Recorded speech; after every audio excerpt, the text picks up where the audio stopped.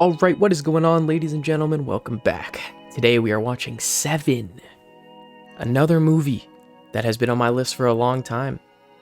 I was actually recently just looking at one of my previous videos, I think it was 1917, and I had read a list of movies that I wanted to watch, and Seven was on there.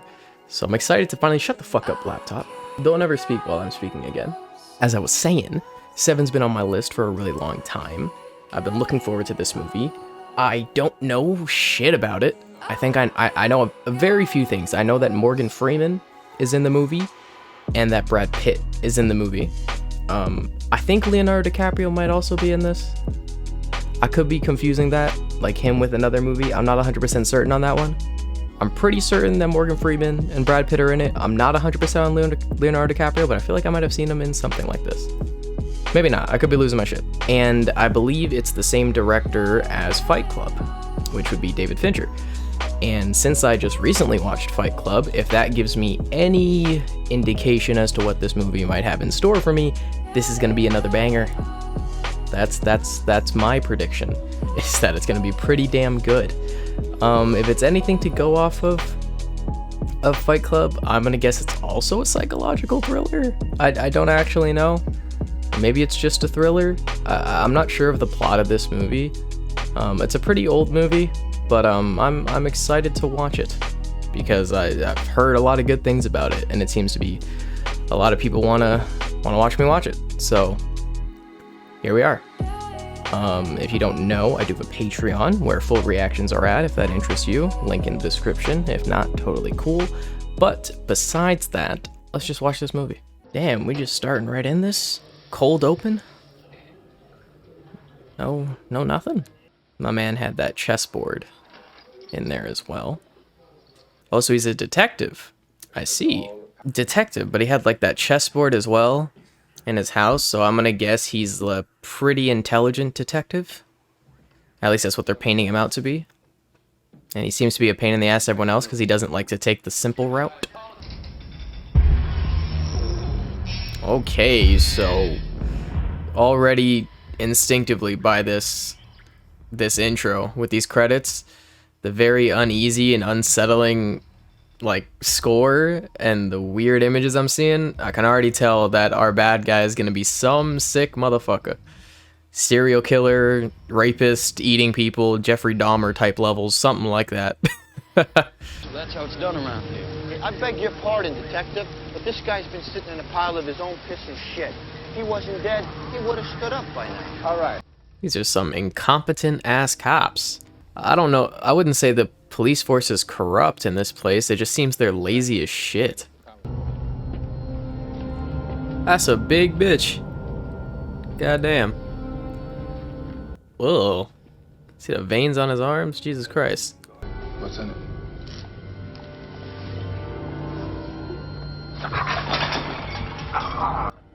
A dude's head? What was in that thing? Oh, vomit. Ew. Disgusting. The man ate till he burst. He didn't really burst, not all the way. He was hemorrhaging internally. Well, he kept eating till he threw up, and then ate more? Something like that, I guess. Swift justice.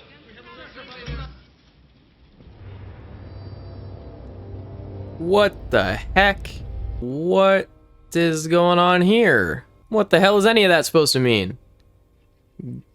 Greed written in blood and then glasses drawn on the picture with blood? What the hell is that supposed to mean? Found him in Fat Boy's stomach. Mixed in with food. Looks like plastic, little pieces of plastic. Got him on the desk. The greed thing, and it said it was an attorney that was murdered, so maybe the whoever the attorney was defending may have murdered them because the attorney was asking for too much money. That way greedy, but that's a weird reason to kill somebody, so perhaps no. But I can't exactly piece it together just yet as to why greed was written in blood on the floor. It's odd. Damn. Well, he fed it to him to hide the evidence, perhaps. Yeah. The fridge was hiding something. So when he moved the fridge in the first place, it scraped the floor and so he put it inside his stomach to try and hide it. Dear God, this guy is sadistic. This was found behind the same Okay, so he's writing down the 7 deadly sins. There are 7 deadly sins, Captain. So he's gonna murder 5 more people in a very sadistic way. Interesting. Somerset. He wanted it. He wanted it. I'm all over it. But that's the whole tricky thing about a serial killer, is because they kill at random, right? So even though you know 5 more murders are going to take place, it's difficult to pinpoint them. Although both of them have represented the person they've murdered, right? He wrote gluttony at the first guy's crime scene, and that dude was fat as shit. And he wrote greed at the other crime scene, and it was an attorney who, obviously, as we know, would charge a lot of money for their service. So clearly the other deaths are going to have meaning for the 7 deadly sins, but that's not enough information to try and, like, specifically pinpoint who he's going to murder next. I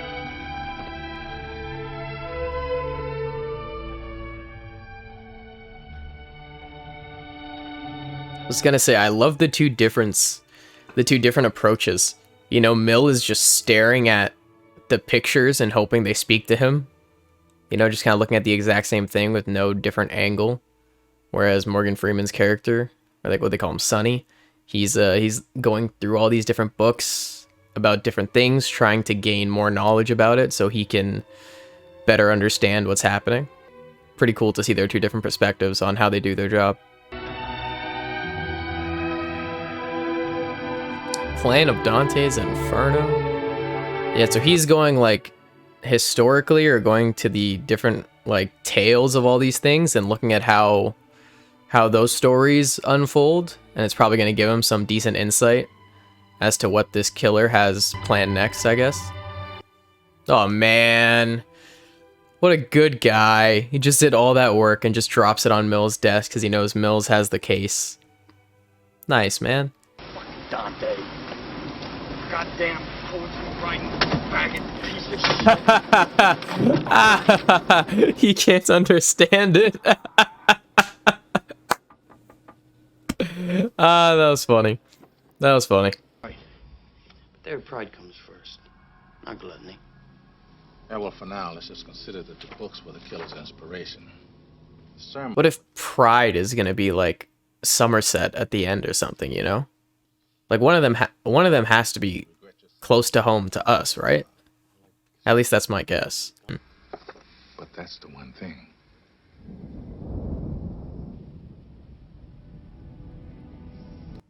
Oh, yo.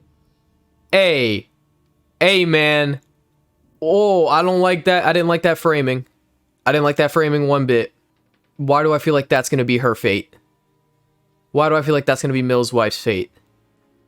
Is she going to have to, like, later on in the movie, is she supposed to have seen something or needs to see something but doesn't get the chance or something along those lines? Is she going to be one of the deaths? And Mills is going to have to go through that shit? Oh, no. Ah, he's fucking with us. That's what he's doing. No, he wouldn't be that anticlimactic. Nice. Nice. Very smart. Got some fingerprints. I can tell you guys, just by looking at the swirl pattern, not the victim's fingerprints. What the fuck, dude? This guy's crazy, man. This guy's a whole nother type of messed up. Got a long history of serious mental illness. His parents gave him a very strict Southern Baptist upbringing, but somewhere along the line, they fell short. Is this really our killer, though? Is this really our killer? I don't think it is.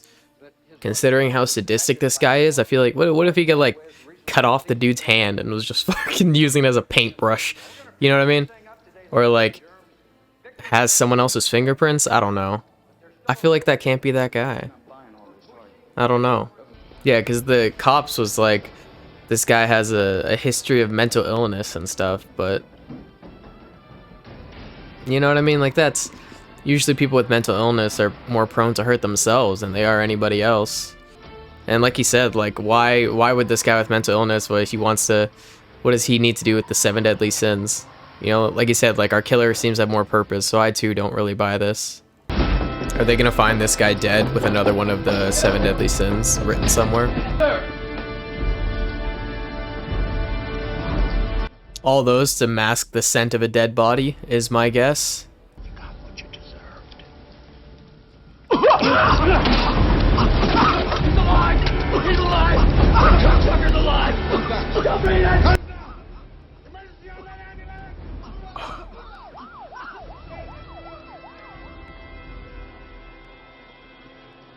How is he alive? Oh my god. That dude looks so grotesque. How is he alive? Oh, Jesus Christ.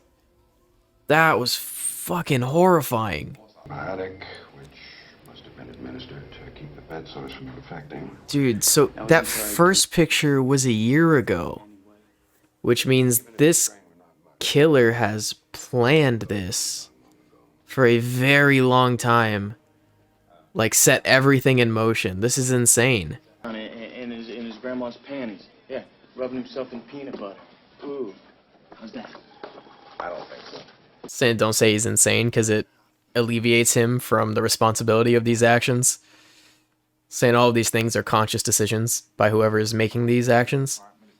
So don't let him take any less accountability by calling him insane. This guy's methodical, exacting, and worst of all, patient. He's a nutbag. And just because the fucker's got a library card doesn't make him Yoda.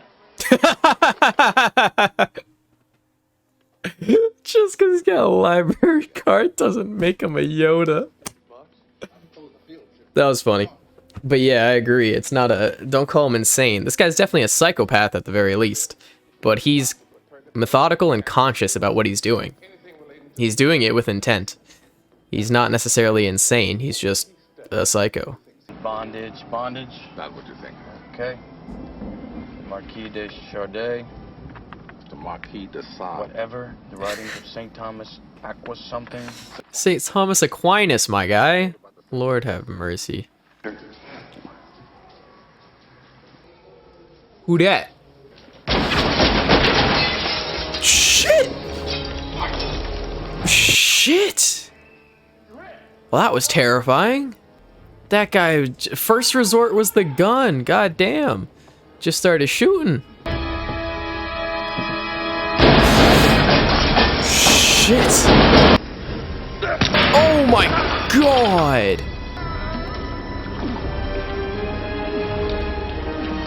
No.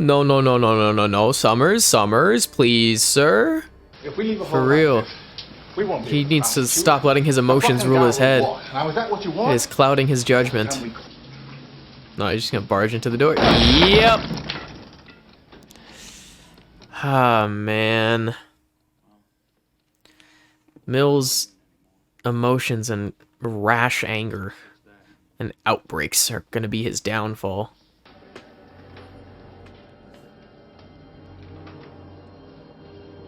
What is his motives for doing this, though? Who is he supposed to be playing as? Because, like, he's, like they said, the 7 deadly sins and the 7, I forget the other, like, the 7 traits, both were used as lessons to teach people. So what's the lesson he's trying to teach people currently? What's the message he's trying to send, and to who? You know what I mean? What are you talking about? Fucking Tom in front of fucking stairs. No way! Oh my god! No way! Oh, that's crazy, bro. That's crazy.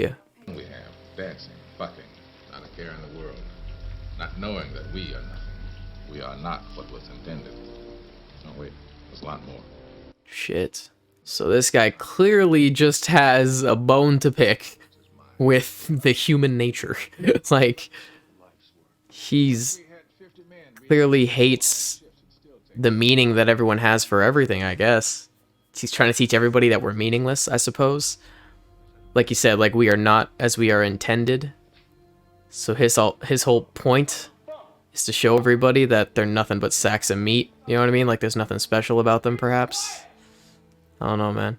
One of you, but I didn't really have a choice, did I? Hmm. You will accept my apology, won't you? I feel like saying more, but I don't want to ruin the surprise. This guy's definitely a psychopath. You hear the way he said he was like, "You will accept my apology, won't you?" Like, what? What? Who says? That was such a weird way to speak. Oh my god. No. Who tied it down? What the Do you like what you do fuck? for a living? Strap on with a blade? That's... Oh god, that is gruesome. Then he made me wear it. Then he told me to fuck her. And I did. I fucked her. What the fuck, dude? I feel scarred just listening to this guy. Holy shit. God damn, man. This is disgusting. This is revolting. Grotesque is what this is. Right, it's all fucked up. It's a fucking mess. We should all go live in a fucking log cabin. To make him feel better about retiring. I won't say that. I like that. I don't agree with you. Nice. It's almost like an old dog that's lost its fighting spirit and a new dog who's trying to put the fight back in him. I love it.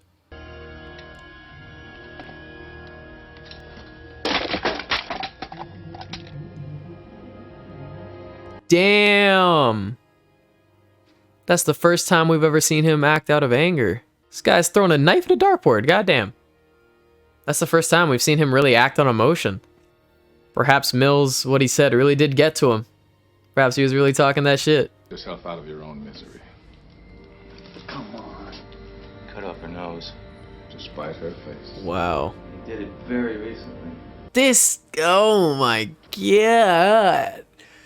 This guy needs so much psychiatric help, it's not even funny. Jesus Christ. Someone put this man in the ground, please.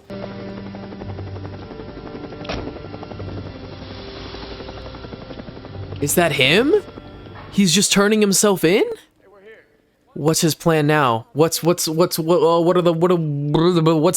sins left? What's the one that's left? You're looking for me.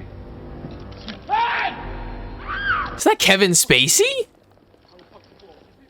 I didn't know. I did not know he was in this. Now! All the way! All the way! What the fuck, man? Faster, fuck! Now! Why did he turn himself in? But clearly, if he got caught, it's part of the plan, of course. But like, you have to think why. You know what I mean? Like, is it because he couldn't get to someone, so he needed to get caught, put in jail, that kind of thing, in order to even get near these people? Or is it psychological, that the effect is going to take place emotionally because he's closer to them, or something along those lines? You'd be escorting an unarmed man. Let's finish it. So clearly this is getting him somewhere he couldn't get to before, because if he could get there without being arrested, he would have done it. So he needed to be arrested in order to continue the plan. Shit. Bro, this villain is fucking... makes my skin crawl. What's the last sin? I can't remember. We've had lust, pride, gluttony. We haven't had envy yet. And there's... He said the last identified party. I think it's envy. Dude, especially because of that other... I have a feeling it's gonna be Tracy. I have a feeling it's gonna be Tracy. That's my guess. Because I think the last sin, or at least one of them, is envy. I don't know. I don't know. Tap them on the shoulder anymore. You have to hit them with a sledgehammer. And then you'll notice you've got their strict attention. But the question is, what makes you so special that people should listen? I'm not special. Yeah, see? Told you. That's what he was preaching before, is that he doesn't matter. Like, no one really matters. Nothing really matters. I wouldn't want to miss it. Oh, don't worry. You won't. You won't miss a thing. Dude, it's so ominous. He's so ominous. Dear God. I am terrified, currently. Can't lie. We see a deadly sin on every street corner, in every home, and we tolerate it. We tolerate it because it's common. It's trivial. I could, like, partially agree, I guess, but not really, because, like the gluttony one, like, hey, man, dude's fat, relax. It's okay, you know what I mean? You're like the other, like, so ugly on the inside that she couldn't help living if she wasn't beautiful on the outside. And, like, fair, I'd call that person shallow, but, like, they don't deserve to die. They're not, like, guilty of being a piece of dog shit. Dead dog. I didn't do that. Dead dog, is that one of the dogs that belonged to Mills and Tracy?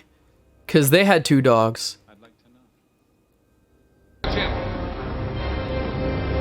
There he goes. It's good we have some time to talk. Shit. What does he mean? What's gonna happen to Summers? No, this is what he wants. He wants Summers to leave. He wants Summers to leave because Summers keeps Mills level-headed. And John's gonna pull something out of his ass and make Mills go all irrational. Guaranteed. Or something. Ah, fuck me. I got this package for this guy, David. Detective David Mills. Shit! So this is just a regular-ass delivery guy. I thought he was, like, someone actually bad, but no, so this is a guy that John hired to bring a package to Mills. Call the bomb squad. I need a bomb squad. We got a box. Got a box. Face the van. Hands up. Is this where the fucking meme is from? The what's in the box? Is it from this movie? Oh, I didn't know that. I didn't know it was from this movie. That meme of Brad Pitt going, "What's in the box?" Oh, I didn't know it was from this movie. That's funny. Okay. Please handle with care. Fragile. Is it gonna be like Tracy's head? Or one of his dog's heads? Oh, it totally is, isn't it? It's 110% her head. Oh, God. Yup, he knows it. He knows it. He knows Mills is gonna kill him. Mills is gonna kill him. And it's exactly what he wants. Come. Yup. Oh my God. His final act. The last 2 sins. Him and him. John and Mills. Oh my God. Alright, and he said, don't tell her about the baby. Don't tell him about the baby inside her. Oh my God. Oh, he's gonna pull that trigger. He didn't know. Fuck, man. Shit. He's gonna shoot himself at this point too, man, I swear. The world is a fine place and worth fighting for. I agree with the second part.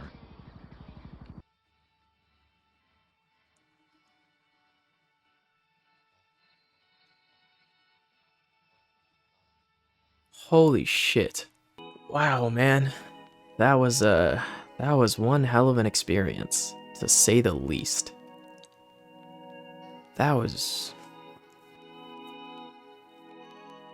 I don't even know how to describe that. I mean, the movie was fantastic, but that was a very dark and gritty movie. I mean, I gotta say off the bat, the performances given by Brad Pitt and Kevin Spacey were fantastic. As much as we may despise Kevin Spacey as a human, you can't deny his performance in this movie. That was a pretty damn good performance. And Brad Pitt at the end there was really selling the pain that his character was feeling at the fact that his wife's chopped off head in that box. And yeah, it was even worse when when John said that she was pregnant. That's what threw him over the edge. That's what threw him over the edge. I think if he didn't say that, he might, William might have been able to bring back Mills from the dark side and not have him pull the trigger. But the second he brought up the baby, it was game over. I just pieced together as well, when, like, you know, the saying when it was like, not the saying, when John's character was saying to get people's attention, you can't just tap them on the shoulder, you have to hit them in the face with a sledgehammer. That's exactly what he did in this movie. And that's exactly what this movie did. Because in the end, it doesn't end in some cliche way. The hero isn't the one that ends up winning. The villain is. And in a very gruesome and hurtful and depressing way. So like the way the movie ended, it was like getting hit in the face with a sledgehammer. You know what I mean? It wasn't if it ended in the cliche way, it would just be a tap on the shoulder. And it would be looked at as a good movie, and that would be it. But because the movie was basically a sledgehammer hitting you in the face, it sticks with you. And the movie just resonates with you and hits that much harder because of what it did, because of the steps it took, you know? So that's a even better, like, subtlety writing wise, you know what I mean? That's pretty crazy. And that movie was just bone chilling. Like, the deaths were so gruesome and grotesque, but Jesus Christ.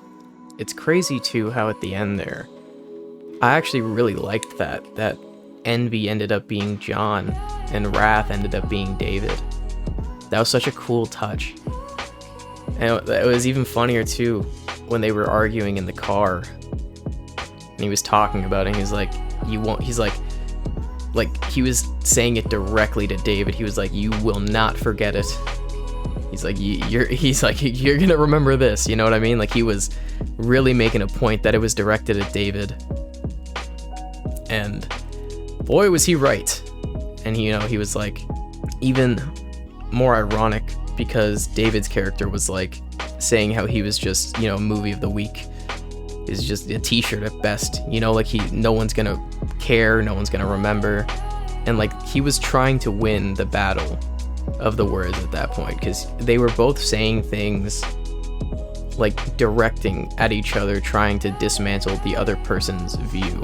And so he was trying to tell him, because like, of course, like he said, John's character was like, it's hard to grab people's attention nowadays, so you have to hit them with a sledgehammer, and then you'll find that you have their undivided attention.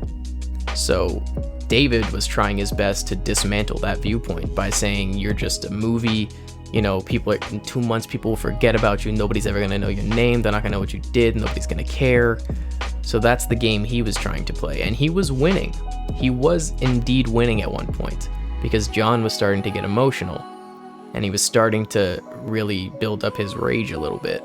And so he was winning the argument at that point. He was getting his point across, but then he hit him straight back with it, and boy was he right when he talks about that. I also think another theme throughout that I could see pretty clearly would be this kind of very nihilistic viewpoint, because like you could tell, like with David, he's this like young, ambitious, he's driven, he wants to make the world better, he wants to be just, he wants justice to prevail. And whereas Somerset is kind of in the middle of being on David's side, of being that ambitious, wanting to help change the world, and that nihilistic viewpoint of just thinking it really doesn't matter in the end, because he just wanted to retire, or that's what he wanted to believe when he went into retirement, is that, this place will never change, there's nothing I can do about it, it's just bad day in, day out. That very depressing and nihilistic viewpoint, whereas David, on the other hand, was more so trying his best to make it better. But then you have John being on the very, I think, like the precipice, like the pinnacle of the nihilistic viewpoint. at that metric, you know what I mean? So it'd be like on one end of the spectrum you would have David, on the other you would have John, and then in the middle you would have Will. Like you'd have Somerset in the middle, Mills, John. You know what I mean? John would be the complete nihilist of him just thinking basically nothing matters in reality, because of how we live our lives. He views it as nothing matters because, like he said, he was like, we just look, we see all this deadly sins everywhere and we just gloss over it like it doesn't even matter. We just accept it because it's commonplace. So to him, he is like, he's trying to send the message that this can't be the same thing. But like at the end of the day, they all kind of wanted to do the same thing. Weirdly enough, you know what I mean? Like John wanted to change the world, wanted to change everybody's perspective. He went about it in a certain way. Somerset wants to change the world, and he goes about it in a certain way, as does Mills. Mills is the ambitious, driven one who wants to change it for the better by being just, by being good, sorry. You could even argue that he's like the lawful good. And then you have Somerset in the middle, who understands the nihilistic viewpoint, but still fights for good. So you could view him as like the neutral good. You know what I mean? And then in this part, I wouldn't say John's character is good at all. But in this analogy, bear with me. You could say he's the chaotic good, because he's also trying to change the world for the better, let's say. And he goes about it in a very bad way. You know what I mean? But like that's kind of the spectrum right there, if you know what I mean, if that makes any sense. At least that's kind of how I view it. Crazy, man. And it's even crazier too, because like we're at this point, you know, our protagonists being David and William, like we're viewing them as the heroes of the story. But like he said, William said at the end, he was like, if you kill him, he wins. The villain fucking won. The villain won. That doesn't happen very often. He, much like the Joker in The Dark Knight, you know, he still won in the end. Like Batman didn't end up killing the Joker, but he still won the battle because Batman had to leave for 8 years and was, you know, viewed as a criminal, no longer the hero he once was. So like the Joker still won, but he wanted Batman to kill him because if Batman had killed him, he would have still won. So it's like, it was that's the kind of vibe I get from it. It was really, the villain really won. And like you said, yeah, I also really liked that part where William was like, don't call him insane because, you know, it's taking the accountability away from him. That was the whole point in the courtroom when he was like, if you don't accept my deal, I'm just going to plead insanity. And like you said, David was calling him insane throughout the entire movie. You know what I mean? So he was like, I could easily tell anybody that I'm insane and you'll eat it up. You and I know it's not true. You know I'm not insane. But everybody else will eat that up. So like, don't get me wrong, like he's insane in terms of his like, I don't know, his ideology, his viewpoint, his thought process, I suppose, of how he got to the place where he was at. And like the message he's trying to send, we would agree that that's a little bit batshit crazy. But in terms of their definition of insanity, you know, their definition of it, or the definition that like he wasn't in control of his actions kind of insanity. That's why I really like that William was like, you don't want to say that because you're taking away the responsibility that he holds. Like you have to hold him accountable for the actions he made. These were conscious decisions. He meant to do this. He was trying to send a message. He knew what he was doing. He was plotting it for a very long time. Like think of Sloth. I mean, I really like how all the people that he killed, they all reflected the sin that he was trying to portray. And Sloth was so funny. Like he took a year to kill Sloth, you know what I mean? So it's like even a Sloth being incredibly slow kind of thing, and took like super long to do it. But that was a really gruesome one, the Sloth one. That was, dear God. But yeah, he was like, is anybody truly innocent in this world? You see as one of the deadly sins in every house. But like with gluttony, I was like, the guy's fat. I'm like, okay, let my bro live. You know what I mean? And like even with the girl with the model, like you'd call that person shallow, let's say, and be like, you're kind of misguided in your way of thinking.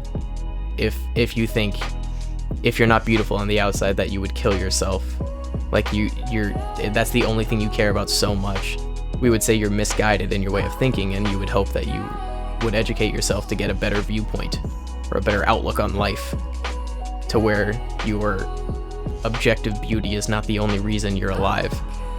But again, we wouldn't call that person like guilty or worthy of death because of that, you know what I mean? So we could say like he's clearly out of his fucking mind, but he had a point, and he made the point pretty well. Yeah, that Tracy death was really sad. I did kind of see it coming, but it's just brutal, man. And I could have been wrong about the dog. I don't know, when he said it was a dead dog, I instantly thought of Tracy, because they had 2 dogs, you know what I mean? So I just instantly thought of that. I could be wrong, it might not even be their dog, but I imagine if he decapitated Tracy, probably killed the dog too. I also was thinking it was the head, even more so when it was like fragile on the box too, you know? Like, that's so creepy that was on the box. But that scene was so good, man. That scene at the end there was just depressing and just soul shattering and bone chilling, so creepy and really, really well done. You really feel for Mills' character at the end there. Kevin Spacey really killed that last scene, man. They all did, to be honest with you. That was just so...